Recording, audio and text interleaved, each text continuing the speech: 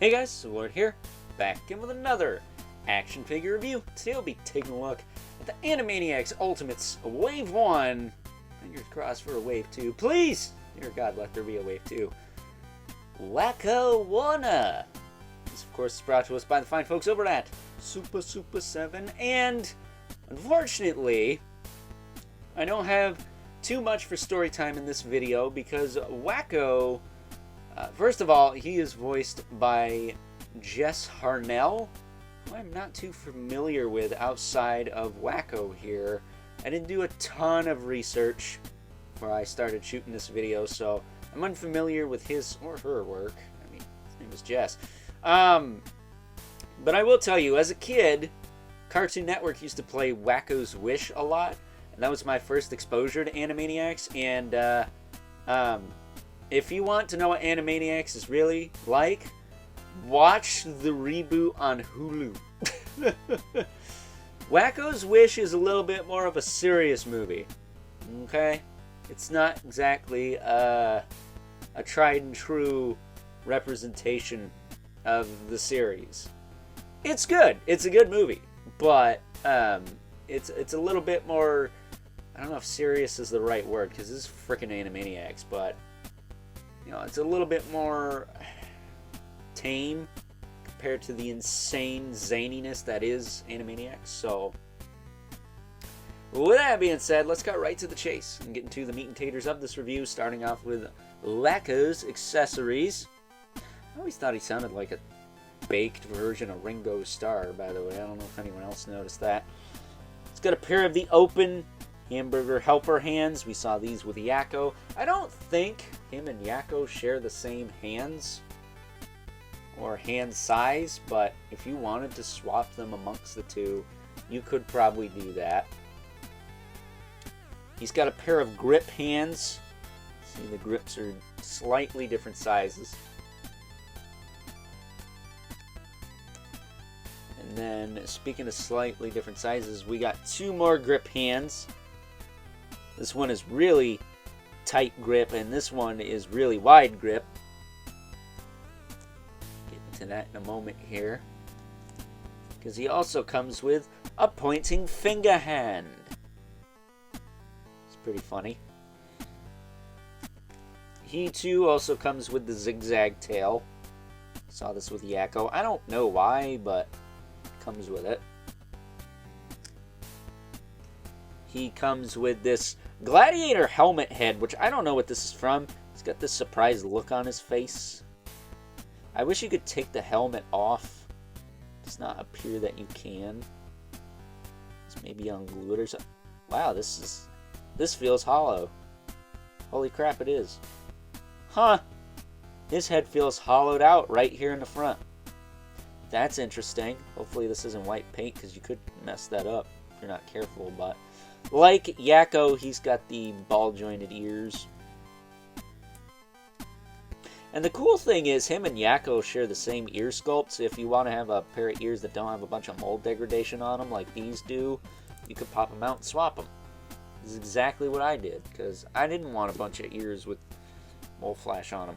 At least not on the heads I display them with. Comes this big mallets, this big Harley Quinn arse mallets. You can fit that in this hand here. I know that's tight, but don't worry, it's okay. You can hold it like that. He comes with a stick of Dinamite, just like his brother. And that fits in this hand. Nice and snug like that. He comes with the world's smallest violin, which is more of a SpongeBob reference than anything. So if you remember, Mr. Krabs used to play it between his claw there. Which, if they do an Ultimate Mr. Krabs, if they make that hand, if they make that happen, I'm going to have to fork over the Mun-Muns for that. But the violin fits in this hand. Although for him, it could be a stand-up violin because he's so short. I mean, here it is next to him. There you go. Hold it with that hand. And then the bow fits in the last grip hand. Just going to clip it in like 2. Now you are going to warp this thingy a little bit, but do that. And there he is holding the bow. So he can straight up hold all of his accessories, well except one, but that's because it's not meant to be held. Like Yakko, he comes with a blackboard. This time with America, America, beep, yeah. So that's fun. I'm not sure why he comes with that, but he comes with it. Since we're talking about his brother so much, here he is with a bit of a premature size comparison with Yakko, who we took a look at yesterday, so check that out if you haven't already. Would really appreciate it if you did. As you can see, he is taller. I mean, that just makes sense. He moved him a little bit. There we go. There you go. There he is with Yakko. We'll bring both of these guys back for Dot's review tomorrow, so don't worry. But for right now, let's take a closer look at Wakko. And if you're wondering how hard it is to pop the tails out of these guys, it is kind of difficult, so be careful. I'm not going to do that here because I don't really feel the need to, and I don't plan on swapping them out with those other ones. But Wakko here, probably the most fun of the 3 siblings, if I'm being honest. I mean, he came with probably more fun accessories than Yakko, which if we're excluding the country song bits, he doesn't come with a whole lot. And that said, he is the biggest, because he's the tallest of the 3, but Wakko here, really fun figure. He's got a ball joint in the head that pops right off when you try to move it, so you're not going to get a lot out of that. I'm not sure if this is a hoodie. Kind of looks like a hood back here, or just a sweater. I think it's just a sweater, but either way, he's got that going on. He's got his red ball cap here. He's got the ball jointed ears. Which, by the way, best Freakazoid cameo probably ever from old Wakko here. That was fun. What are you, Wakko? No, I'm Wakko. I love that. That said, I hope we get a Freakazoid figure. That'd be awesome.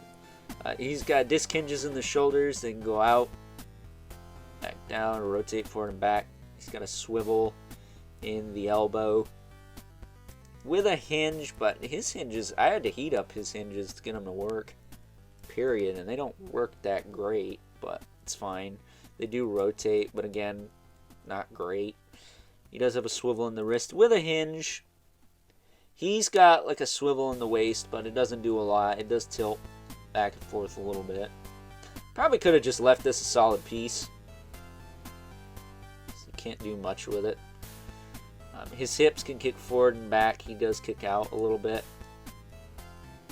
A little bit of thigh cut there. He does have single jointed knees, which don't work that great. They're just tight. At least on mine they are. Holy cow. Try not to bend the foot, but you can bend the knee. There you go. I'm not going to bend it more than that because I don't want to mess him up, make him loose, but yeah, he's kind of a pain to move because he's so small. I can't get not a lot of space to grip onto that. He does have a swivel in the knee as well. And then he's got a swivel in the foot with a hinge. And I neglected to mention he's got pig holes at the bottom of the feet. Like, I think I said that in the Brains video. He had pig holes on his feet. They all do. But, the Brain needs them the most, I think, with his big cranium there. So they gotta make a stand that figure works on, because his feet are flat enough to where the peg hole is too shallow to receive most figure stands. So he needs like his own stand. So if anyone's got an idea for that, let me know. But Wakko here stands just fine. He's got not a lot of... Well, he's got a lot of weight in the head there. Actually, let me try to... This head's solid. Unlike the other one that was a little squishy. This one's solid, so I don't know what's up with that. That's kind of weird. But, there he is. And, of course, this wouldn't be one of my reviews without bringing in the Mythic Legion's brother Mandibulus. course, is taller. Pan the camera up a bit. I can only do it a little bit.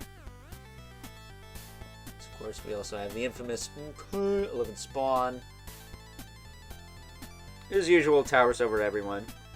And even though, you know, the Warner Brothers and Sister Dot are going to be shorter than these two, they're not really made to scale. As I mentioned in the Wakko review, if you really wanted Animaniacs to scale with the rest of your collection, which I can only assume is 6-inch, because who's never had a Mythic Legions or knows how tall a Mythic Legions is, or a McFarlane figure before, right? So I think if you wanted something to scale with the rest of your collection, the reaction line is the way to go. If you got the Pinky and the Brain from the reaction line, they probably scale with the Warner Brothers and Sister Dot the best.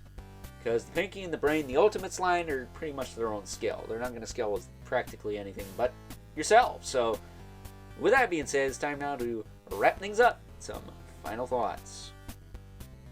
Overall, and of the three Warner Brothers and Sister Dot, I think good old Wakko here is the most fun of the three.